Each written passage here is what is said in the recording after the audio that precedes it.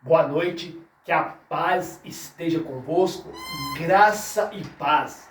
Quero pregar, quero falar nesta noite sobre o reino dividido. Reino dividido é o tema da mensagem. Mateus 12, versículo 25 diz assim: Jesus, porém, conhecendo os seus pensamentos, disse-lhes: todo reino dividido contra si mesmo é devastado, e toda cidade ou casa dividida contra si mesmo não subsistirá. E se Satanás expulsa Satanás, está dividido contra si mesmo. Como subsistirá, pois, o seu reino? Vamos lá. Reino dividido. Hoje, nos nossos dias, a maior decaída desta era é o que nós estamos fazendo com o corpo chamado a Igreja de Cristo. É claro que as portas do inferno não prevalecem contra a Igreja de Cristo. Nós temos o remanescente, nós temos ainda um pequeno povo que clama, nós temos um povo que está chorando pelo nome do Senhor Jesus, pessoas que estão lutando. Mas vamos falar sobre o reino dividido. Mateus 12, 25, Jesus falando sobre a blasfêmia dos fariseus, Jesus está dizendo que nem Satanás trabalha dividido. Nem Satanás trabalha contra eles mesmos. Há da parte maligna, há planejamentos, há da parte maligna muita astúcia, muita habilidade em poder enganar, em poder infiltrar no meio das igrejas. E nossa era, nos nossos dias, Satanás está infiltrando no meio de uma liderança no Brasil, nas igrejas do Brasil. Reino dividido não subsiste. Hoje há uma luta de líderes contra líderes. Há uma luta de denominação contra denominação, sendo que nós fomos chamados para lutar contra Satanás. Nós somos chamados para lutar contra o império do mal. E o que está acontecendo nos dias de hoje? Reino dividido. Líderes indo em cadeias de meios sociais, indo até a internet para poder ficar contra um outro líder. Olha como está caótica. Eu nunca vi o tanto que Satanás está trabalhando no meio de uma liderança. Satanás não está mais indo nos botecos. Satanás não está indo mais atrás daqueles crentes fraquinhos, não. Satanás está infiltrado no meio da cúpula, no meio de uma liderança eclesiástica. Mateus 12, verso 25 diz que Satanás não trabalha dividido. Não trabalha o reino maligno não trabalha dividido. No verso 25 está escrito assim, ó, e toda cidade ou casa dividida contra si mesmo não subsistirá. Casa dividida não subsistirá. E se Satanás expulsa Satanás, está dividido contra si mesmo. Irmãos, povo de Deus, acorda, acorda a liderança, acorda. A nossa luta não é contra líderes de outra igreja. O que nós temos que combater são as heresias. Nós temos que combater a falsa doutrina. Nós temos que combater o império das trevas que estão ceifando almas, levando almas para o inferno. E quando há pessoas indo para a internet, brigando, fazendo uma divisão no reino, líderes indo em cadeias públicas, cadeias de internet, para brigar a respeito de alguns assuntos da Bíblia. Por exemplo, o pré e o pós. Meus irmãos, o pré-tribulação e o pós-tribulação. O que nós temos que ter a fé é de acreditar que Cristo vai voltar. O que nós temos que acreditar, o que nós temos que fazer é ficar vigiando, esperando a volta de Jesus. E nós também temos que saber respeitar a posição. Nós temos que respeitar aquilo que outros cristãos acreditam. Existe respaldo na Bíblia, existe argumento, hermenêutica para defender o pré-tribulação. Existe também argumento para o pós. Se alguém defende o pré, ele não é um herege. Se alguém defende o pós, também não é um herege.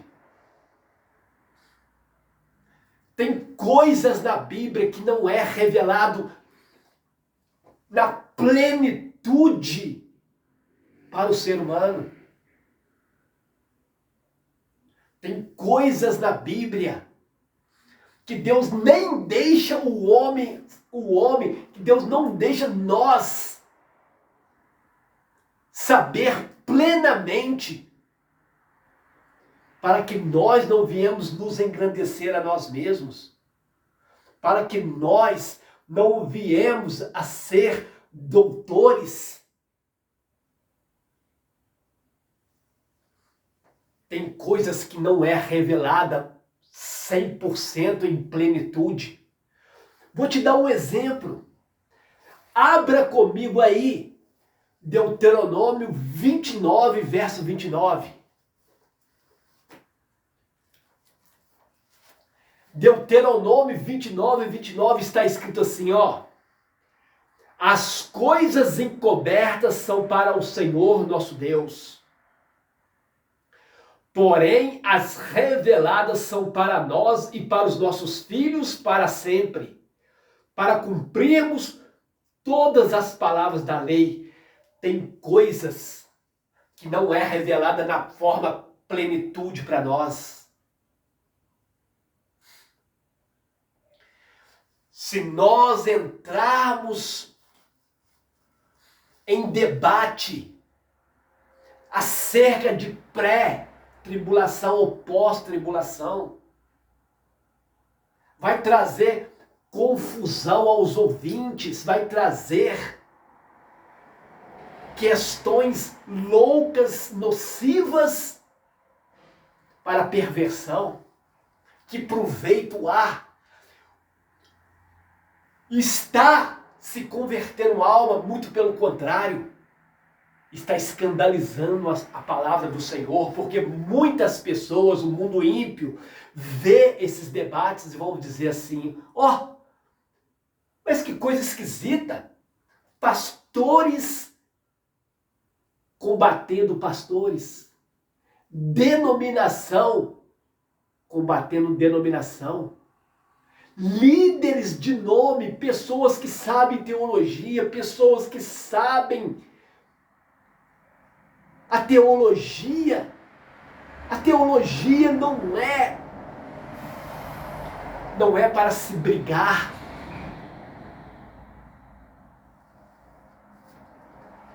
Paulo, o apóstolo Paulo, ele combatia as bestas de Éfeso. As bestas são os falsos mestres, mas eram ímpios que eram contrário à divindade de Cristo, contrário à divindade da Santíssima Trindade. As doutrinas antinominianas prevalecia na época dos apóstolos. O que Pedro, o que Paulo, o que Tiago, João, eles combatiam eram as heresias, eram homens que pregavam doutrinas antinominianas. Pedro, Paulo, os apóstolos, eles combatiam, eram as heresias, eles lutavam contra Satanás, contra os príncipes, contra as hostes espirituais da maldade. Que proveito há em questão de ganhar almas, em questão da igreja do Senhor Jesus, se é pré-tribulação, se é pós?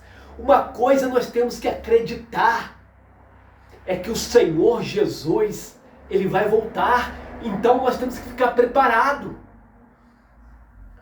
Como diz aquela passagem que é a respeito da volta de Cristo, nem mesmo o Filho do Homem, ou seja, por mais que existe um homem aqui na terra, um homem justo, por mais que haja um homem, Daniel, Paulo, Samuel, Moisés, por mais que um homem seja santo, que não há. Salmo 53, Salmo número 14 diz que não há sequer um justo. Contra essa passagem diz que nem um filho. É claro que não se aplica a Cristo, porque se aplicar a Cristo, tira a divindade de Cristo.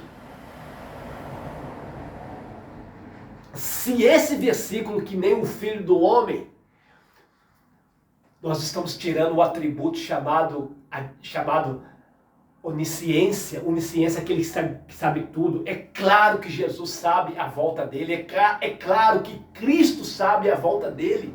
Agora nós humanos, nós comedores de arroz e feijão, nós que fomos chamados para apacentar a igreja de Cristo, nós não sabemos a respeito da volta de Cristo. Ele vai voltar, é claro. Essa certeza nós temos. Outra certeza que nós temos é que nós temos que vigiar, que nós temos que estar preparados. Agora nós não podemos entrar em questão que esses debates que mais produzem questões loucas. E eu quero deixar outro versículo para vocês. Tito 3, verso 9. Tito 3, verso 9. Diz assim, ó. Tito 3, eu estou falando de debates. Que nós temos que debater contra as bestas de Éfeso, as bestas de Atenas, que nós temos que combater são os epicureus, são os estoicos, são os antinominianos. Nós temos que combater a doutrina herege, nós temos que combater tudo aquilo que é mal, que é maligno. Mas, olha o que o apóstolo Paulo diz para Tito. Tito, ele era pastor da ilha de Creta. Paulo vai dizer assim, ó, Tito 3, versículo 9. Mas não entreis em questões loucas, genealogia e contendas, e nos debates acerca da lei, porque são coisas inúteis e vãs. Tem coisas que são inúteis e vãs, não vai trazer salvação para ninguém, muito pelo contrário, vai trazer perversão para os ouvintes. Não entreis em questões loucas, porque traz mais perversão para os ouvintes. No verso 10, Tito 3,10 é o que nós temos que combater. No verso 10, Tito 3,10, Paulo diz assim: ao homem herege, depois de uma ou de outra demoestação, evita-o. Aos hereges, nós temos que combater os hereges. Mas um irmão, um cristão, por acreditar na pré-tribulação ou pós-tribulação, ele não se torna um herege. Existe respaldo dos dois lados, nós não podemos negar isso. Nós não temos a plenitude, você não tem a plenitude, eu não tenho a plenitude. O que está escrito em Deuteronômio 29, verso 29? Que as coisas encobertas são para o Senhor nosso Deus, as reveladas são para nós. As reveladas são para nós. Então, meus irmãos, nós temos que acreditar na igreja do Senhor Jesus. Nós temos que defender a igreja verdadeira de Cristo. Não entrar em contendas. Não entrar em questões loucas. Nós precisamos ser a igreja de Cristo. Nós não precisamos combater o pensamento de um cristão, desde que esse pensamento não seja um pensamento herege. Nós temos a liberdade para acreditar. Nós temos a liberdade para acreditar aquilo que o nosso coração, aquilo que nós entendemos. Tem coisas na Bíblia que nós vamos morrer, que nós vamos saber só no céu. Tem coisas apocalípticas, tem coisas escatológicas que nenhum de nós vamos saber. Só quando chegar lá. Então, não cabe ao servo do Senhor contender. Não cabe o servo do Senhor lutar. A nossa luta não é contra a carne. Efésios capítulo 6, versículo 10, 11, 12, que diz que a nossa luta não é contra a carne. A nossa luta não é contra os seres humanos, contra líderes. Nós temos que ficar contra, são os hereges, líderes hereges. Heresia. Então, tanto o pré-tribulação e o pós, existe respaldo bíblico para as duas opiniões. Existe respaldo, existe centenas e centenas de passagens bíblicas que vai defender o pré-tribulação. Existe centenas e centenas de versículos que vai defender o pós.